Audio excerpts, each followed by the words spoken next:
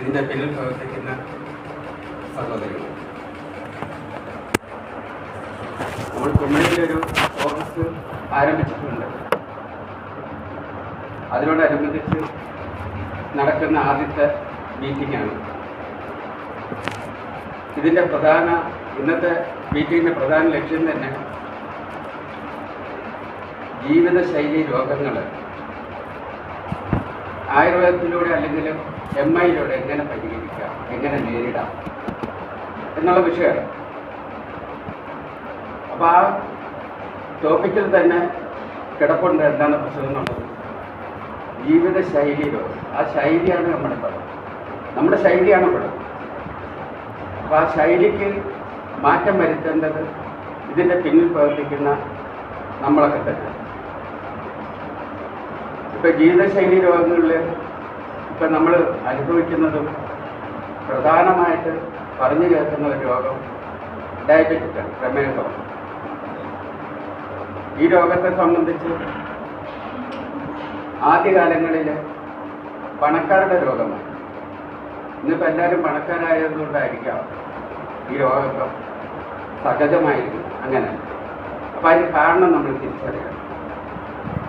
അന്നൊക്കെ ഈ രോഗം പണക്കാരായത് ആ പണക്കാരെ സംബന്ധിച്ച് അവരന്ന് അധ്വാനിക്കുന്നില്ല. ബാക്കി ശേഷിക്കുന്നവരെല്ലാം അധ്വാനിക്കുന്നവരാണ്. നമ്മൾ ഒരു ദിവസം ശരീരത്തിന് വേണ്ടി വരുന്ന ഇത്ര കലോറി ഊർജം അത് നമുക്ക് ഭക്ഷണത്തിലൂടെയാണ് ലഭിക്കുന്നത്.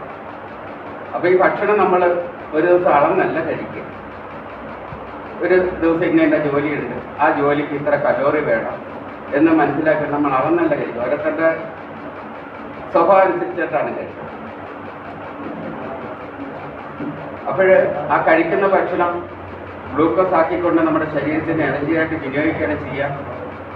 അങ്ങനെ നമുക്ക് എത്രത്തോളം വിനിയോഗിക്കാൻ കഴിയുന്ന ബാക്കി വരുന്ന ഗ്ലൂക്കോസാണ് നമ്മുടെ മുന്നിൽ പ്രശ്നക്കാരനായിട്ട് നിൽക്കുന്നത്.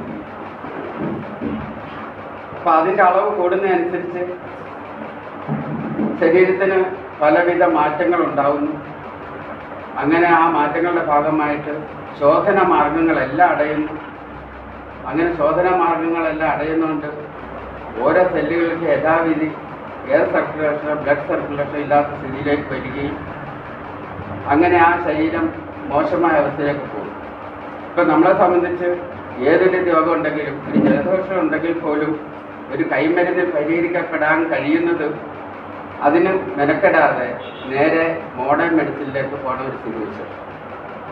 ഈ ഡയബറ്റിക് അവസ്ഥയ്ക്ക് തന്നെ മോഡേൺ മെഡിസിൻ ചെല്ലുമ്പോൾ അവർ ബ്ലഡ് പരിശോധിക്കുക, അല്ലെങ്കിൽ യൂറിൻ പരിശോധിക്കുക, ഷുഗർ ലെവൽ ഇത്ര ഉണ്ടെന്ന് നമ്മൾ ഇവിടെ പറയുക.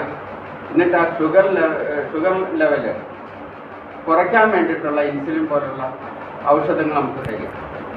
ആദ്യമേ ടാബ്ലറ്റ് ഫോമിലായിരിക്കും തരിക. പിന്നെ അതിൽ നിൽക്കാതെ വരുമ്പോഴാണ് ഇഞ്ചക്ഷൻ ഫോമിലേക്ക് പോവുക. അപ്പം ഇതിനൊക്കെ ഒരു പരിധിയുണ്ട്. അത് ചികിത്സയാണെങ്കിൽ ഒരിക്കലും അവസാനം വന്ന് ശരീരഭാഗങ്ങൾ മുറിച്ച് മാറ്റി തരുന്ന ഒരു അവസ്ഥയിലേക്ക് കൊണ്ടെത്തിക്കില്ല. അതിന് നമുക്ക് ചികിത്സ എന്ന് പറയാൻ കഴിയില്ല, അനുഭവം വേണ്ടി. അപ്പം ഇങ്ങനെ വിഷമതകൾ അനുഭവിക്കുമ്പോൾ ഇതിന് പരിഹാരം എന്ന നിലയിൽ തീർച്ചയായിട്ടും നമ്മുടെ സിസ്റ്റത്തിനുണ്ട്, ആയുർവേദത്തിനുണ്ട്. അത്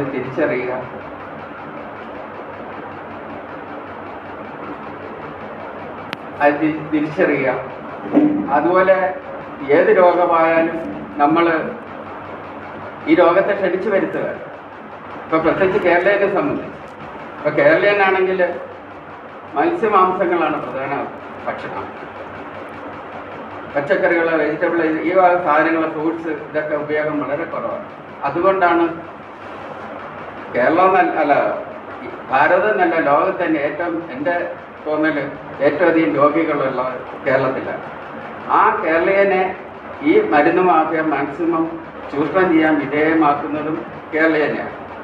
അപ്പം ഞാൻ പറഞ്ഞു വരുന്നത് ഈ ആയുർവേദത്തിൻ്റെ പ്രാധാന്യം, പ്രത്യേകിച്ചും നമ്മുടെ MI ആയുർവേദത്തിനെ ബേസ് ചെയ്തുകൊണ്ട് തന്നെ ശുദ്ധമായ ഭക്ഷണ രൂപത്തിൽ ഈ ഔഷധം, അതായത് പ്രഥമ ഔഷധം ശുദ്ധമായ ഭക്ഷണം തന്നെയാണ്. അപ്പോൾ ഈ ഔഷധം നമ്മൾ ജനങ്ങളിലേക്ക് എത്തിക്കുക. അപ്പോൾ അത് നമ്മുടെ ഒരു സേവനമാണ്.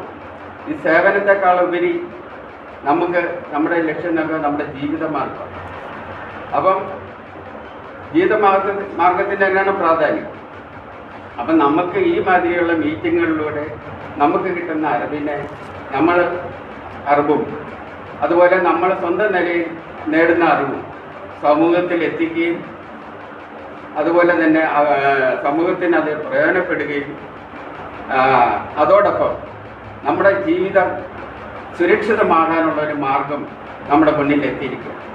അപ്പോൾ ഇതുപോലുള്ള സന്ദർഭങ്ങൾ നമ്മൾ മാക്സിമം വിനിയോഗിക്കുക, ഈ പ്രസ്ഥാനം മുന്നോട്ട് പോവുക, അതുപോലെ എല്ലാവർക്കും എല്ലാ ഐശ്വര്യവും ഉണ്ടാവട്ടെ എന്ന് പ്രാർത്ഥിച്ചുകൊണ്ട് നിർത്തുന്നു.